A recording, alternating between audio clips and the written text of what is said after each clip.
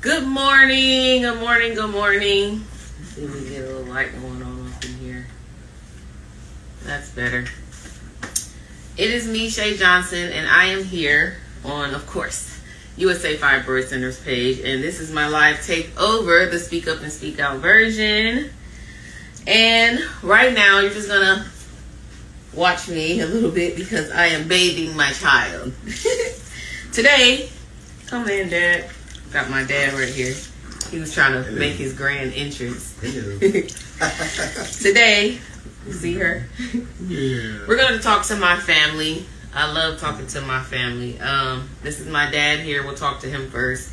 But later on, we'll be talking to MJ, my baby brother, my older brother, Dr. Joe Johnson, and my sister, Brandy Johnson.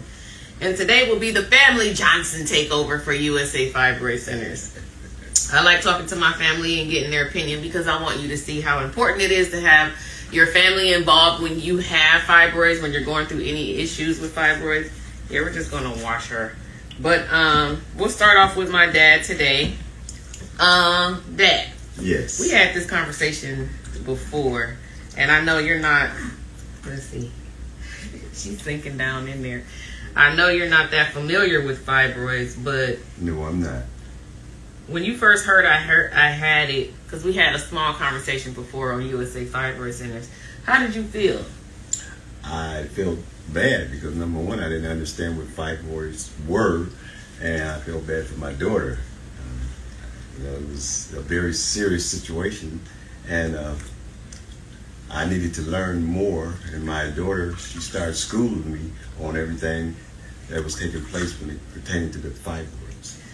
Yeah, he wasn't familiar with it. Honestly, I wasn't familiar with it either, so it wasn't really much to tell you. When I went to the doctors, they told me I had fibroids and told me it was just at a point to where they needed to be removed. That's how bad they were. So they gave me an option of a hysterectomy or a myomectomy, of course.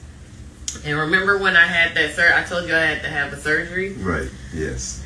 I had made my decision at that time to have a myomectomy. I'm washing my daughter's hair. I want to show you guys. I like my lives to be fun, even though we're talking about fibroid. Daddy, you want to wash her or you ain't ready? You look confused. I'll let my daughter take care of that. Even though I wasn't familiar with fibroids, of course, they gave me the option of a myomectomy or hysterectomy. I chose myomectomy, and I was terrified because all I knew that I never had a surgery before in my life, and they wanted to cut me open. They had to cut my abdominal area to remove the fibroids, so I wanted my entire family there. That's how terrified I am. Daddy, you know I don't have any tattoos because I'm terrified of needles. Right. I don't like needles. I just don't like shots. I just don't like it. So I had asked you to come, remember? Yes, I remember. And why didn't you come? Well, my surgery for my myomectomy. I was working at the time. There's no excuse. I still should have made time to come and support my daughter, but I felt very bad about that too because I wasn't there to support her, and it was my fault. I take full responsibility for that. But I'm not mad, Dad, because Joe was there, your son, MJ, your son, Mama was there, my friend Diane, and another friend of mine out of New York. It was just, I had a lot of support, but do you know how bad I wanted to run up out of there? Yes, I do. And let me tell you this, the company that you see right now that I'm an ambassador for, USA Fibroid Centers, they have a procedure to remove the fibroids non-surgically. Oh, okay. But I wasn't given that option. I wasn't given that option because, the doctors, they prefer to do an actual surgery where they cut you. And the myomectomy is a non-surgical procedure, which costs minimum when it comes to money. So that's why, to me, my opinion is that's why it's not really offered to women. And if I would have known about that, because I never heard of it, and I never heard of fibroids, so I wasn't familiar with my options or anything, I would have gotten a UFE, uterine fibroid embolization. Okay. But I didn't, and you've been here through my process of when I was pregnant, and you've seen all the issues I had. But the issues came some of the issues came from that surgery, removing the fibroids. Okay. That's why I couldn't have a vaginal birth. That's why I had previa, which is the placenta blocking the cervix, so my baby couldn't get out. That's why I had to have a cesarean because of that surgery. And it's sad because if I wouldn't have had that surgery, I could have delivered her, vaginally like I always wanted to do. Just experience what most women went through. Right. But I couldn't do that because of that surgery. And the reason I want my family involved, like my dad, my brother, my sister, and my mom, is because they need to be aware of, for number one, what I had to go through. For number two, I have fibroids now, again. So you know what I'm experiencing now, even though the symptoms are not as bad. And you can recognize them and possibly help somebody if they're complaining one day. Right.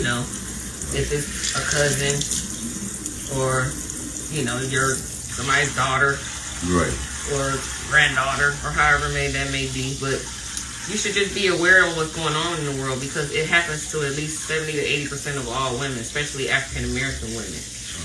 So it really sucks, Dad, that I have fibroids again, but this is where I want you to be involved this time, because I have to eventually make a decision on how I want to remove them this time, because they came back. Why they came back, I don't know. Why they're here, I don't know. Where do they come from? I don't know. And the doctors don't know. They can't tell you. There's not enough research. She's trying to stand up. She's like, get me out of here. But just help me through this process this time, and I'm sure you'll be there. Yes, I will be there this time. You'll be there this time. And however, if I have a UFE or okay, I'm gonna take her. If I do, Dad, have a UFE, uterine fibroid embolization, or if I have a myomectomy, just be there for me, because it's hard doing this on your own. Yes, I will be there for you. So that's our cue, you guys. I just want to have a small conversation with my dad as I'm watching my baby. I like y'all to see me in my element, my mommy mode, because even though I had my surgery to remove my fibroids, I'm a mommy now, as you can see. So the next conversation we'll be having, here I come, we'll be at, I believe it's 1 o'clock? 10, 12, yeah.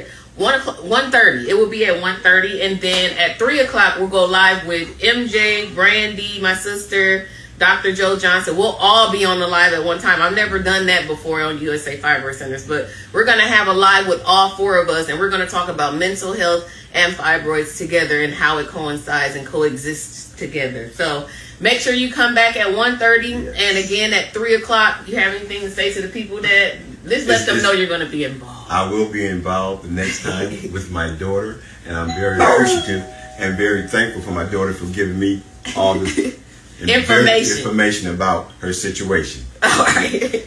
He's running to the door. All right. I see you guys in a minute.